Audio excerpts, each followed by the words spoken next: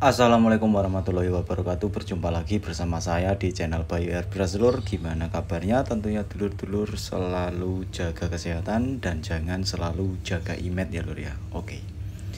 Di kesempatan kali ini kita pengen buat warna seperti warna yang kita tampilkan di awal tadi. Sebenarnya itu warna ala-ala saja ya Lur ya. Jadi kita ambil opsi yang ekonomis yang mungkin mendekati ya kan. Jadi gini, saya mau jelaskan satu persatu pertanyaan-pertanyaan kemarin. Ternyata masih banyak banget yang gagal paham tentang bahan dan campuran bahan itu seperti apa. Ternyata teman-teman yang masih, mohon maaf banget, masih belajar itu gagal pahamnya keterlaluan. Jadi gini, itu sebelum kita mengaplikasikan cat yang kita aplikasikan ini dengan warna biskuit hitam, tadi ada kain yang saya kucurin dengan cairan, itu namanya cairan degreaser ya, yang ditanyakan kemarin. Kenapa saya ulang lagi, supaya hegemoni teman-teman atau pemikiran teman-teman itu terngiang-ngiang gitu loh, terngiang-ngiang, jadi nanti lama-kelamaan hafal. Jadi gini, kain yang saya kasih cairan tadi itu adalah cairan degreaser untuk memastikan bahwasanya media itu benar-benar bersih dari kandungan minyak ataupun silikon bekas sabun yang kita pakai cuci medianya itu ya. Mas, kainnya itu namanya apa? Kainnya itu namanya microfiber. Coba cari di apotik terdekat itu ada biasanya. Enggak. Di Indomaret atau di Swalayan tuh biasanya ada kalau untuk kain-kain seperti itu. Nah, oke. Untuk pertanyaan yang itu saya ulang supaya teman-teman itu paham gitu ya. Oke, untuk di keseluruhan media nanti kita akan dasari dengan warna hitam. Untuk warna hitamnya sendiri ini saya pakai jenis poliuretan. Dan untuk warna setelah hitam nanti setelah kering itu kita akan aplikasikan menggunakan warna lembayung. Lembayungnya kita pakai lembayung biru. Terus untuk lembayungnya sendiri itu jenisnya NC, nanti saya jelaskan. Dan kemungkinan besar saya minta maaf ya Lur ya, untuk videonya mungkin sedikit berisik, ada suara gerinda, ada suara palu, karena gini, terus terang lagi perbaikan warungnya Mbak Darsini, jadi ada sedikit kendala suara berisik ya, tukang.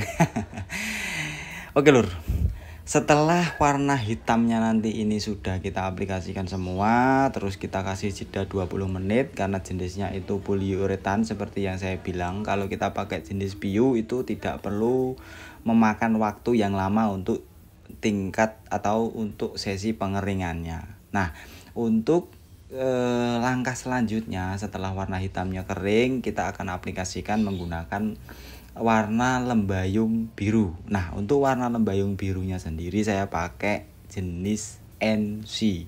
Oke. Untuk jenis NC di sini mungkin nanti setelah kita aplikasikan itu mungkin kita akan jeda kurang lebih 1 malam baru kita bisa naik ke tahapan clear coat. Nah, pertanyaan kemarin, jadi masih banyak ya yang tanya kayak gini, Mas, saya pakai catnya NC, terus tinernya PU, apakah dengan jeda 30 menit bisa naik ke clear coat? Jadi mungkin bayangan teman-teman itu mentang-mentang catnya NC terus tinernya PU, jadi cat NC tadi bisa berubah menjadi karakternya PU. Ya enggak. Jadi thinner itu berfungsi sebagai reducer atau pengencer. Ya, jangan salah paham. Setelah thinnernya nanti hilang, ya, karakter NC itu nggak bakalan berubah menjadi PU. Jadi tetap kita menggunakan metode pengeringan yang ideal. Nah, gitu ya. Jadi jangan salah kaprah, jangan salah paham bahwasanya kalau catnya NC, thinnernya PU ya tetap melakukan tahapan sesuai dengan karakter daripada cat NC itu sendiri. Jadi harapannya teman-teman jangan paham. Oke. Untuk penjelasan cat NC thinner PU sudah ya. Jadi teman-teman harapannya mulai memahami hal-hal seperti itu. Oke. Untuk di sini seperti yang saya bilang, setelah cat warna hitamnya sudah kering, karena 20 menit cat PU itu sudah kering ideal ya. Terus kita aplikasikan lembayung biru sebanyak 2 layer. Nah, setelah lembayung biru ini, karena lembayungnya ini NC, kemungkinan besar saya akan jeda kurang lebih 1 malam baru saya akan lakukan clear coat. Kenapa begitu Mas? Karena gini, NC itu karakternya seperti karet. Kalau kita mau maksa cepet-cepetan, misalnya ya memang secara kasat mata, secara disentuh itu jeda 30 menit atau 1 jam, NC itu sudah kering, tapi di bawahnya itu masih basah. Jadi saya pengen dari atas ke bawah NC-nya itu sudah benar-benar kering, supaya ketika sudah ditimpa dengan clear coat yang membawa cairan kimia thinner, dia tidak mengalami chemical bonding yang over. Paham? Chemical bonding itu catnya itu akan lembek kembali. Jadi saya akan meminimalisir bahwasannya cat itu lembeknya sedikit aja. Jadi untuk proses pengeringannya lebih cepat. Jangan sampai kita ketika main NC terus kita mau cepet-cepetan dan sudah di clear coat ternyata jarak 1 minggu sampai 2 minggu ditekan kuku masih berbekas. Ya, nanti pertanyaannya lagi gini, Mas, clearku kok nggak mau kering ya? Kok nggak mau keras ya? Gini, ada perbedaan nggak mau keras sama nggak mau kering. Kalau versi kita nggak mau kering itu ditempel sidik jari aja itu sudah berbekas, atau kena kain itu berbekas, itu nggak mau kering. Tapi kalau nggak mau keras itu diteken sama kuku itu berbekas, jadi itu masih butuh pengeringan. Supaya clear saya nanti jangka panjangnya itu nggak semakin buruk, maka dari itu untuk cat NC itu saya keringkan semaksimal mungkin, supaya ketika ditimpa dengan clear coat di sini cat NC sudah tidak memerlukan pengeringan lagi, supaya tidak tarik-tarikan dengan clear coatnya. Biasanya kan kalau kita mau main cepet-cepetan dengan dengan bahan NC cepet-cepetan, nanti jangka panjangnya biasanya body itu clear itu kelihatan kayak mengkerut-mengkerut kayak kulit yang keriput, karena yang di bawahnya masih basah. Jadi tarik-tarikan ya, masih pengen kering lagi, akhirnya tarik-tarikan dengan clear coat yang di atas. Nanti jangka panjangnya bukan makin bagus, malah makin mengkerut gitu ya lur ya. Oke. Setelah ini kita langsung saja masuk ke bagian clear coat. Nah, untuk clear coat saya pakai 4100 dari Nikon. Kebetulan ini ada 2 kaleng tapi sudah mau habis, jadi saya habiskan sekalian. Untuk perbandingannya 4:1, thinner 20% ya. Dan untuk spray gun yang saya pakai ini Meiji Thinner Core yang tipenya itu standar. Untuk nozzle-nya sendiri dia 1.3. Sebenarnya spray gun ini tergolong full size ya. Cocok untuk diaplikasikan atau untuk mengaplikasikan media-media besar seperti mobil, itu cocok banget. Tapi di sini saya pengen coba seperti apa sih karakter daripada spray gun ini, dan kemungkinan besar di sini kita masih menyesuaikan. Nah, maka dari itu saya belum bisa bercerita banyak tentang spray gun yang satu ini. Jadi harapannya saya pengen pakai dulu lah, intinya kayak gitu. Nah, teman-teman yang saya tunjukkan tadi, yang kuning-kuning tadi itu namanya Tecloud. Kemarin ada yang nanya juga, Tecloud itu kenapa Mas kok di tangan lengket-lengket seperti lem? Ya memang karakternya Tecloud seperti itu, gunanya untuk menyerap debu atau peritilan-peritilan yang mungkin nggak kelihatan kasat mata, itu bisa diserap oleh Tecloud itu sendiri gitu ya. Oke, untuk clearnya di sini memang saya campur dengan warna hitam. Apa fungsinya warna hitam ini? Untuk mengejar gelap dalam daripada cat lembayung birunya. Jadi gelap dalamnya biru itu bisa terkejar ya. Jadi nanti ketika mungkin di cahaya tertentu akan menampilkan warna biru, dan mungkin di cahaya tertentu lainnya akan menampilkan warna hitamnya. Jadi di sini owner pengennya itu birunya nggak nonjol banget, ada hitamnya, karena STNK daripada motornya itu memang warna hitam. Jadi di sini kita pengen akalin supaya dapat warna birunya juga dapat warna hitamnya gitu ya. Nanti hasilnya bisa dilihat sendiri kok. Oke. Untuk teknik pengekliran di sini seperti biasa, 3 layer, saya nggak pakai jeda. Jadi dari titik A ke titik B langsung saya balikkan ke titik A, jeda 10 sampai 15 detik, langsung saya untuk ambil ke finish layarnya. Jadi layar pertama untuk second layer, layar kedua untuk second layer ketiganya untuk finish layer, gitu ya lor ya. Karena apa? Mengingat tempat yang seperti ini yang masih belum steril banget, jadi saya nggak berani main flash op. Kalau main flash op itu ya mungkin nanti ceritanya lain lagi ya, karena kalau memang kita mau ngikuti SOP daripada pabrik itu sudah kemana-mana nanti rananya. Kita buang limbahnya aja itu sudah SOP ya, limbahnya ini kita buang kemana itu sudah masuk SOP. Jadi SOP itu nggak semata-mata cuman TDS daripada produk itu. Jadi kita harus menentukan tempat, ini itu izin banyak. Jadi teman-teman di sini untuk teknik pengekliran seperti biasa one pletek application gitu ya lur ya.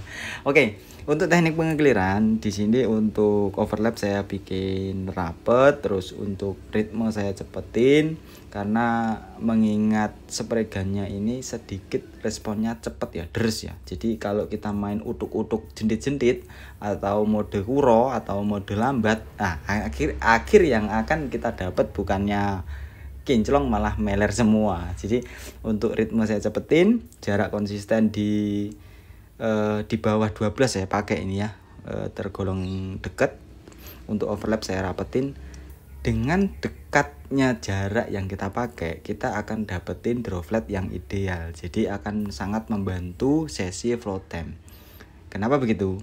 Kalau kita jaraknya jauh kayak orang nyiramin bunga, itu nanti droplet yang dihasilkan cenderung lebih besar dan itu akan sangat mengganggu sesi flow time-nya. Jadi untuk jarak kita bikin dekat supaya kita dapat droplet yang ideal, dapat droplet yang lembut supaya sesi flow time-nya terbantu dan akhir daripada finishnya itu kita dapetin flat yang ideal ya, flat yang ideal ya. Kalau kita pengen flat banget seperti kaca, seperti TV ya nggak mungkin karena atomisasi itu kan bentuknya bulat-bulat ya. Jadi kalau mungkin pengen flat banget ya dikikis lagi, dipoles mungkin bisa gitu ya. Kalau untuk tekstur jerukan pasti ada yang namanya atomisasi itu nggak bisa dibohongin. Entah itu jerukan dari bawah dari base coat, entah itu jerukan dari clear coat, itu pasti ada.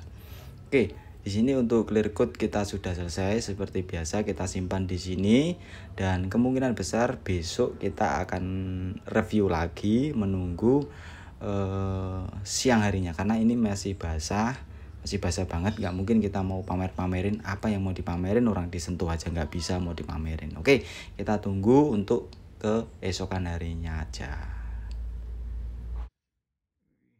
Jumpa lagi di ruangan ini. Nah, ini kondisi sore harinya tadi malam kita simpan sini dan kita pengen lihat nih ya, ini hasil sudah bisa kita sentuh, udah kering ya, udah bisa kita sentuh dan kemungkinan nanti kita coba taruh di luar ruangan dan seperti apa perubahannya atau perbedaannya ketika kena pantulan cahaya matahari ya lur. Oke, kita coba pindah satu-satu dulu ke luar ruangan ya lur.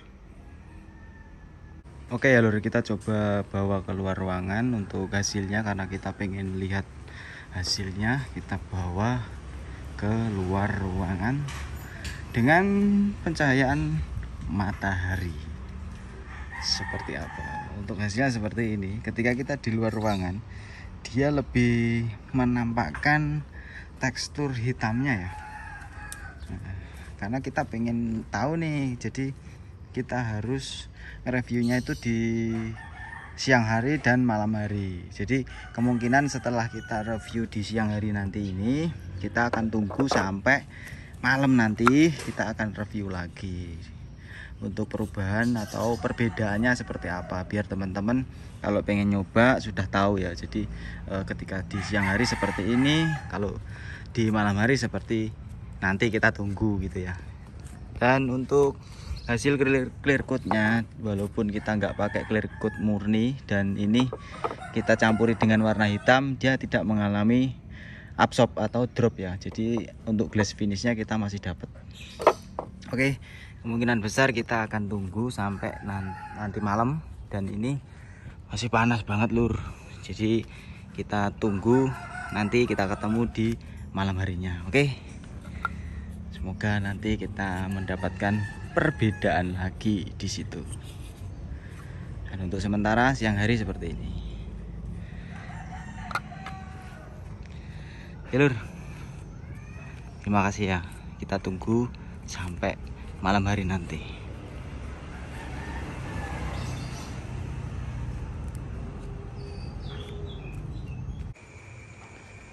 Oke ya lur ya, tadi untuk siang harinya kita sudah perlihatkan untuk hasilnya seperti apa, dan kita di sini akan perlihatkan di malam harinya karena kita memang pengen melihatkan hasilnya ya. Jadi siang hari itu seperti apa, malam hari itu seperti apa, ketika kena pantulan cahaya lampu pijar biasa seperti ini dia akan seperti apa, dan kondisinya seperti ini lur, bisa dilihat sendiri ya.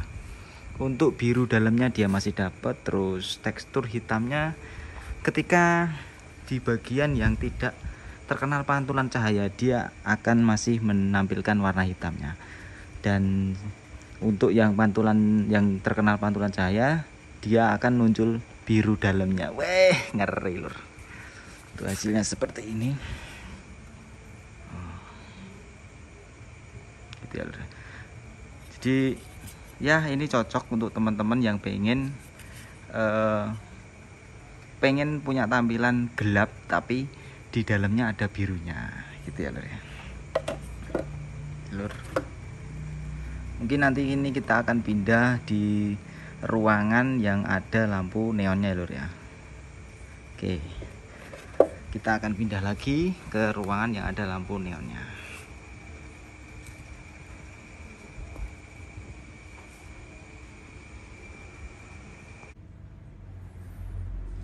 Oke ya lur ya, ini kondisi media yang sudah kita taruh di ruangan yang ada lampu neonnya seperti yang saya bicarakan tadi. Sekalian di sini kita pengen ngobrol-ngobrol sedikit seperti biasa, ditemani kopi Mbak Darsini. Wih, dulur-dulur yang nanya, Mas pangkalan Mbak Darsini di mana? Itu rahasia ya. Kalau mau tahu silahkan DM di Instagram saya. Nanti saya kasih tahu tempatnya Mbak Darsini yang sesungguhnya ya. Oke.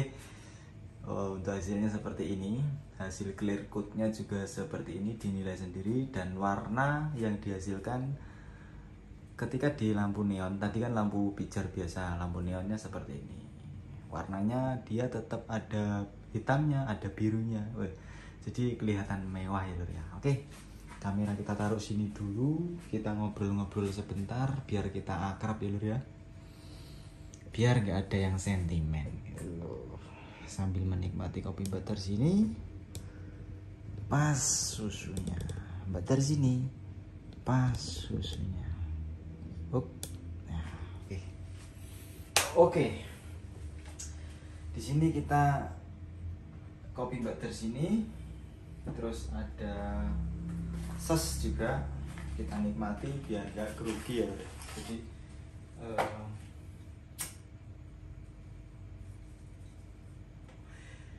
ketika kita pengen menyampaikan sesuatu itu, kalau kita grogi nanti kaku, akhirnya mau menyampaikan teknikal malah keliru, menjelek-jelekan orang seperti yang sempat kemarin viral ya. Biar aja, biarkan dia berkembang dengan dunianya. Yang penting kita di sini belajar, sama-sama belajar. Hal yang mungkin tidak bisa, tidak perlu ditiru, nggak usah ditiru gitu ya. Oke, kita nikmatin dulu kopi Mbak Darsini.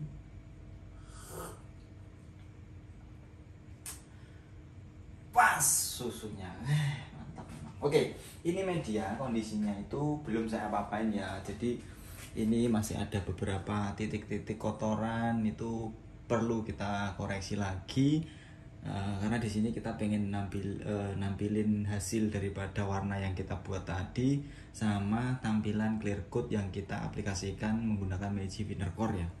Jadi buat teman-teman kalau nemuin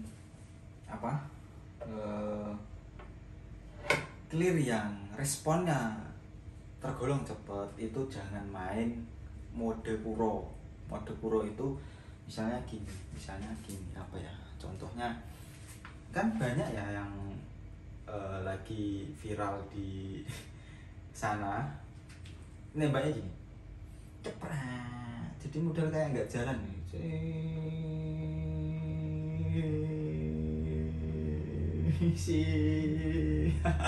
Jangan kayak gitu.